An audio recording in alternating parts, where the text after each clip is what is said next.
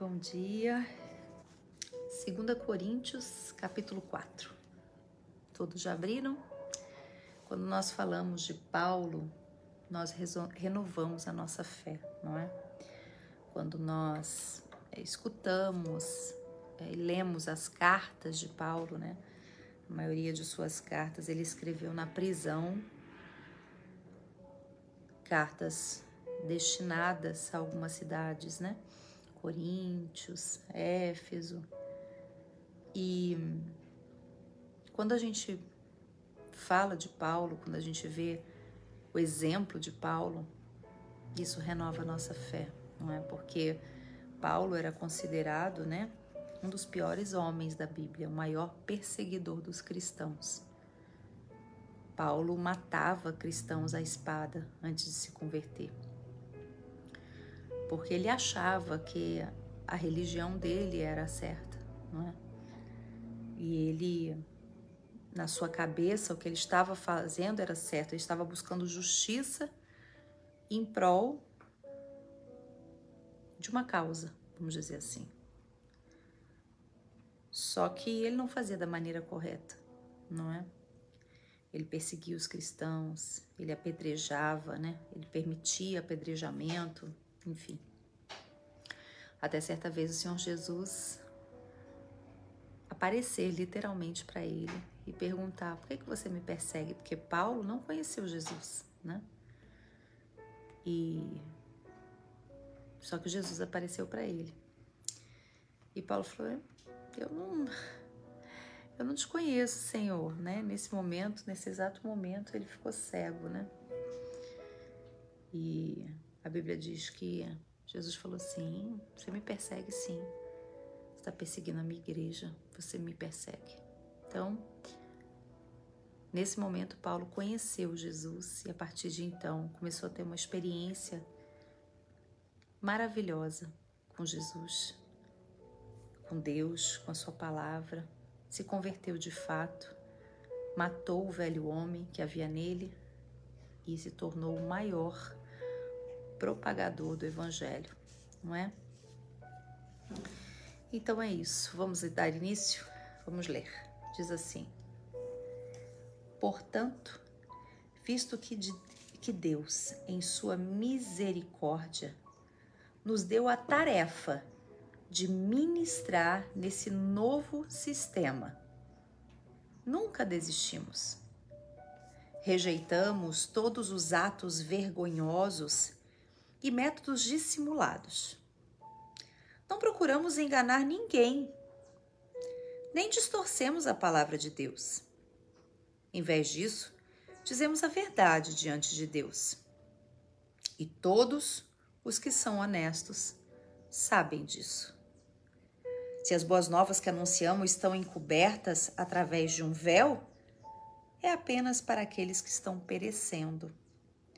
O Deus, com letra minúscula, desse mundo, cegou a mente dos que não creem, para que não consigam ver a luz das boas novas, não entendendo essa mensagem a respeito da glória de Cristo, que é a imagem de Deus.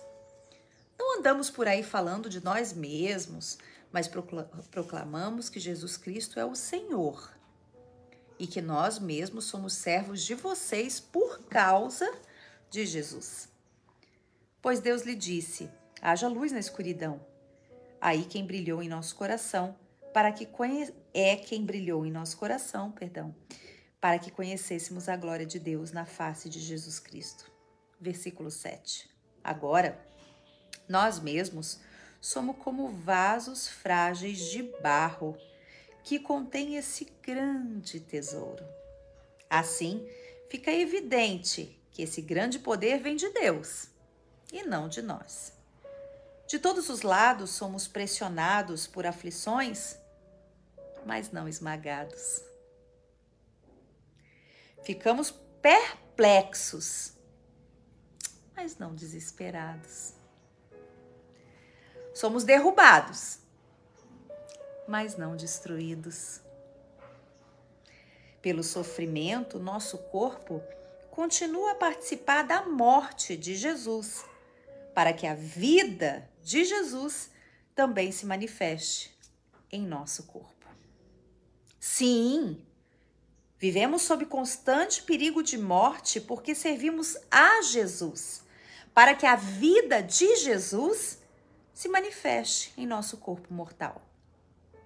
Assim, enfrentamos a morte, mas isso resulta em vida para vocês.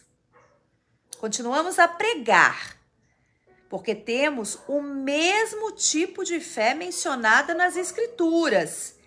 Crie em Deus, por isso falei.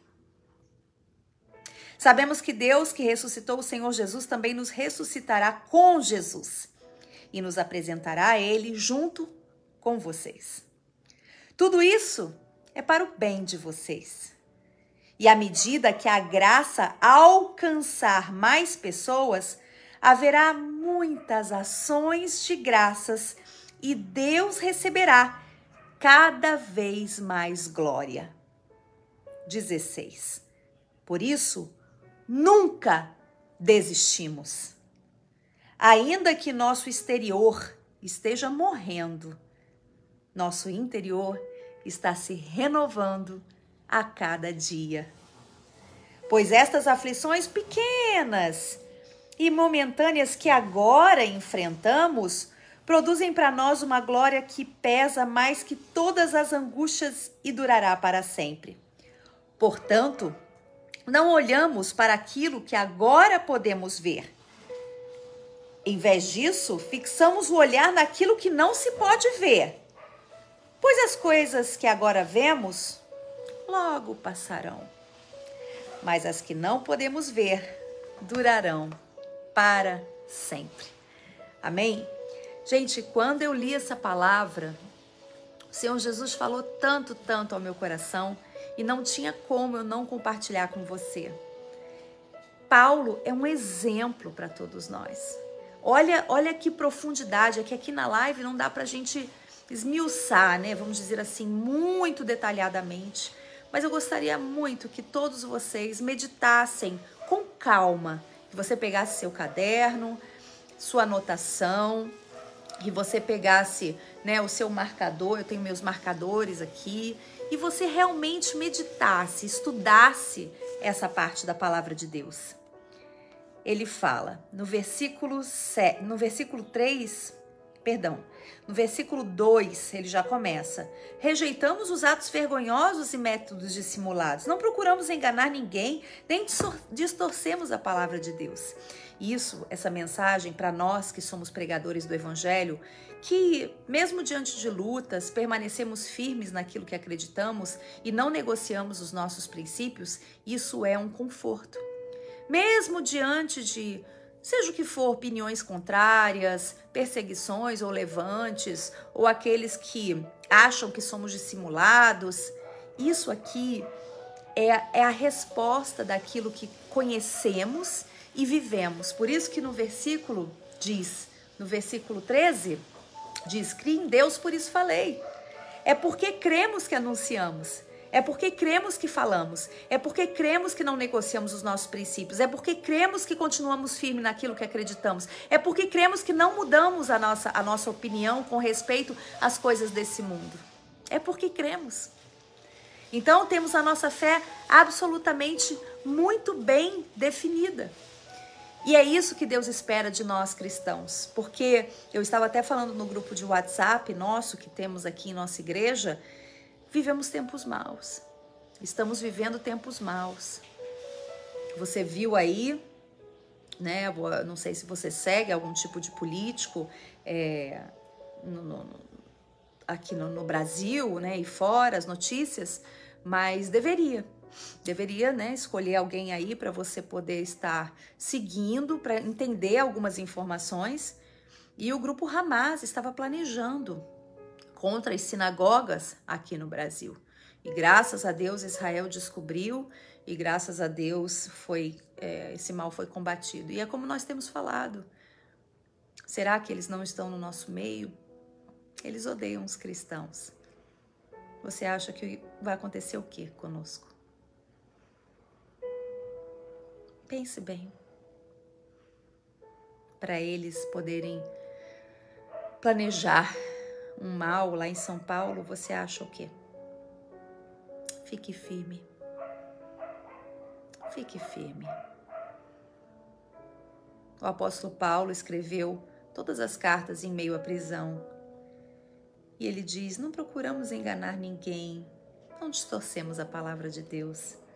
Sabe, gente, nós não podemos fazer da palavra de Deus uma muleta para andarmos no pecado e pegarmos versículos isolados para vivermos de acordo com a nossa vontade.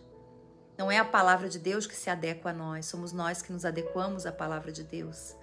Ela é o farol, ela é a verdade, ela é a luz que nos guia e nós devemos, dentro das nossas imperfeições, ler a palavra de Deus e permitir que ela nos limpe diariamente, nos molde, nos renove, nos melhore. Mas se nós não temos ouvidos para ouvir, a gente não vai conseguir. E a palavra de Deus diz no versículo 4, o Deus desse mundo cegou a mente do que não creem, para que não consigam ver a luz das boas novas. Você já percebeu que existem pessoas que, por mais que você faça o bem, né? Eu estou me referindo aqui nesse contexto, tá? Não estou falando de bondade, de caridade, não. Estou falando disso aqui, do contexto bíblico, né? Do seu testemunho, da sua forma de viver, né? Você é uma pessoa que vive para Cristo, você quase não tem vida social, você anuncia a palavra de Deus, você também faz caridades, as boas novas, né, como diz aqui, devem ser anunciadas, mas as pessoas não conseguem ver. Elas não conseguem ver o Deus desse mundo, por isso que está em letra minúscula, porque é o Deus do mundo, não é o nosso Deus, não é o Deus Todo-Poderoso, é o Deus do mundo. O Deus desse mundo cegou o entendimento das pessoas para que elas não consigam ver e não creem. Então você veja que de repente tudo aquilo que você vive, tudo aquilo que você faz de boas obras, nada é suficiente. Sempre vai ter alguém, assim como na época de Paulo, apontando o dedo. Mas a questão aqui não é o que os outros pensam ao seu respeito, meu amigo e minha amiga. Aqui, o que conta mesmo é o que Deus pensa ao seu respeito. O que Ele pensa ao seu respeito. Eu estava lendo também algo interessante que eu gostaria de dizer para você, com que diz respeito a você ter a sua personalidade própria e não negociar os seus princípios, ainda que venham afrontas contra a sua vida. Olha que interessante essa história. Olha só que bacana. Há uma velha história contada sobre o rei João da Inglaterra. Olha aí, mãe, que interessante. Sobre o rei João da Inglaterra, que quando ele foi pressionado pelos barões, escreveu ao imperador do Marrocos e ofereceu-se para tornar muçulmano e prestar-lhe juramento de lealdade se este enviasse um exército para ajudá-lo. E se diz que dali para sempre o imperador do Marrocos desprezou e detestou o nome de João porque dizia que ele deveria ser um patife abominável para estar disposto a mudar sua religião, sua crença, por causa de vantagens. Olha só, então ele mudou a sua religião, na verdade nunca foi autêntico, não é? Nunca foi autêntico, então ele quis obter vantagens e pediu para o imperador do Marrocos para que ajudasse a ele. O imperador disse que de nenhuma maneira ia ajudar, porque ele deveria ser um homem detestável por mudar absurdamente aquilo que acreditava, né? O muçulmano, mesmo que ele quis tornar-se muçulmano, na verdade ele não queria, né? Ele fez isso para conseguir algum tipo de ajuda do exército, mas ele mudou drasticamente aquilo que acreditava para poder então ter essa ajuda. E aí aqui o estudo diz, né? Nunca vamos ter nenhum respeito de ninguém quando negociamos os nossos princípios. Quando mudamos aquilo que acreditamos para simplesmente ou agradar alguém, ou obter vantagem, ou qualquer coisa do tipo. Você não vai adquirir respeito de ninguém assim. Mesmo que você sofra retaliações por uma minoria, a grande maioria vai ver que você é verdadeiro. Vai ver que você é real e vai ver que a sua fé é real. Não importa. O que eu sempre digo, não importa os demais. O que importa é aquilo que você tem firmado. É a sua fé firmada. E aí ele diz, né? Ele continua. Ele diz assim, no versículo 7, que eu acho assim, esse para mim é o ponto-chave da nossa meditação aqui. Agora nós mesmos somos como vasos frágeis de barro, que contém esse grande tesouro. Assim, fica evidente que esse grande poder vem de Deus e não de nós. Aleluia, que coisa linda. Agora nós mesmos somos como vasos frágeis de barro. Nós somos frágeis. Veja você que Deus tem o poder em suas mãos da morte e da vida. Esse ar que você respira é graças a Deus. Porque se Deus fizer assim, acabou. Por isso que essa bandeira levantada, meu corpo, minhas regras, é a maior mentira inventada por Satanás. Mais uma das mentiras inventadas por ele. É mesmo? Seu corpo e suas regras? Você tem o poder de controlar o seu cérebro? Você tem o poder de respirar? Você tem o poder de saber se você vai morrer no dia de hoje ou não? Você tem o poder de dizer doença? Não, doença não vai chegar até mim. Você tem esse poder? Meu corpo, minhas regras, então nenhuma doença vai chegar até mim. Concorda? Todo poder é outorgado a Deus e nós somos tão arrogantes, não é? Nós somos tão arrogantes e nós somos tão limitados. E ainda achamos muitas vezes que somos alguma coisa por causa de um título, uma posição, por causa de um poder. Somos dependentes de Deus. Amém? Agora somos como vasos frágeis de barro que contém esse grande tesouro. Que tesouro? Que tesouro que está nesse vaso de barro? Que sou eu, que é você. Qual tesouro? É o Espírito Santo. É o Espírito Santo. É Deus dentro de cada um de nós. Porque ele disse que somos templos do Espírito Santo. Somos vasos frágeis de barro, mas que contém esse grande tesouro. Assim fica evidente que o grande poder vem de Deus, não de nós. Então, o poder que a sabedoria, os seus dons, tudo aquilo que você tem de bom é o Espírito Santo que está em você. E tudo aquilo que tem de ruim é você mesmo. Nunca se esqueça disso. Tudo aquilo que você tem de bom é o Espírito Santo. E tudo aquilo que você tem de ruim é você mesmo. Porque tudo vem dele. A glória, a honra é dele. E ele diz, de todos os lados, somos pressionados por aflições, mas não esmagados. Ficamos perplexos. Porque a gente fica perplexo, não fica? Você não fica com a atitude de certas pessoas, com a atitude... Enfim, quando você olha nesse mundo, né? Determinadas atitudes, você fica assim, perplexo, mas não desesperado. É assim que o servo de Deus vive. O servo de Deus, você pode até se assustar com determinadas coisas, você pode ficar aqui, como diz a palavra de Deus, está sendo pressionado, não é? Por uma situação difícil, mas você não se desespera. A paz que excede todo entendimento habita dentro de você, habita dentro de nós. Somos perseguidos, mas não abandonados. Na perseguição ele está lá com você. Jesus, ele está com você no barco, em meio à tempestade. Ele é fiel. Ele é fiel. Ele não te abandona. E tendo ele, é suficiente. É suficiente ter o Senhor Jesus é suficiente. Somos derrubados, mas não destruídos. Você pode até perder uma batalha.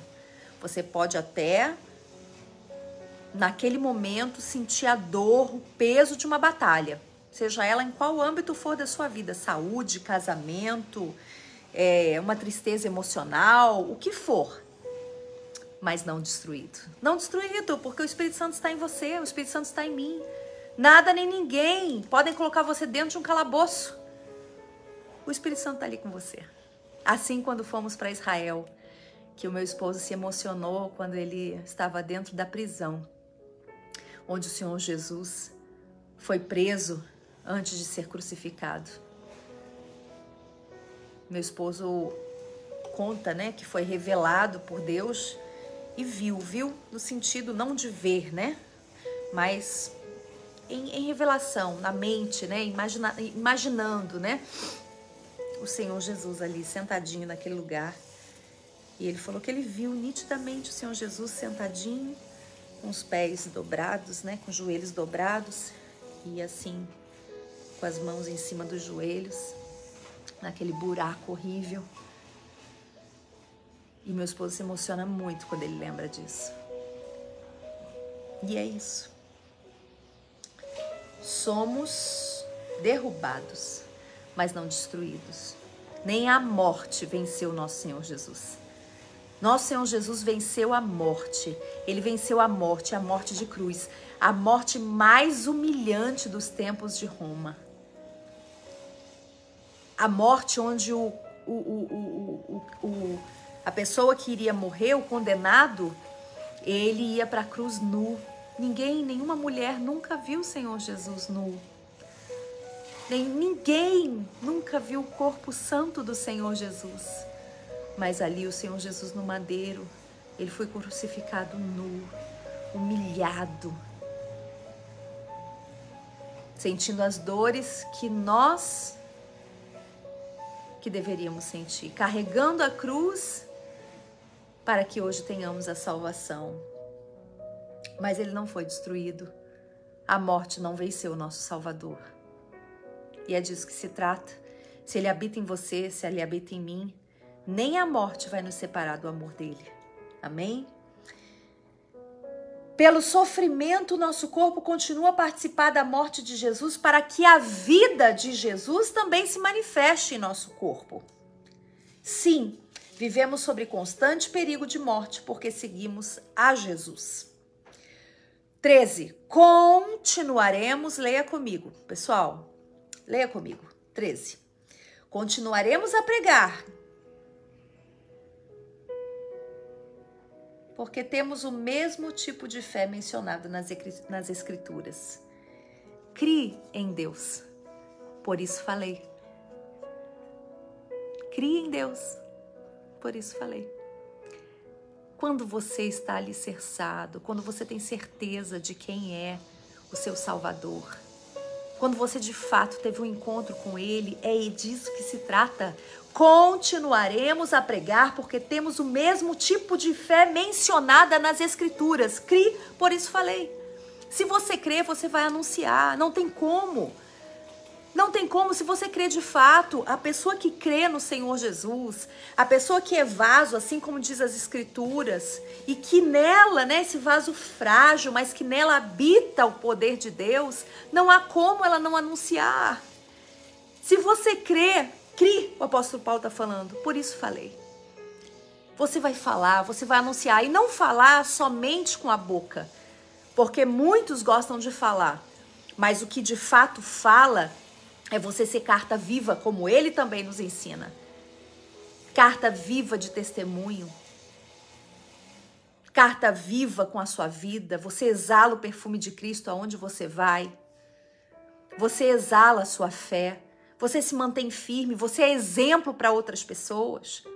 É disso que se trata. Você é carta viva, não escrita por mãos humanas, não escritas por letra, que o tempo leva.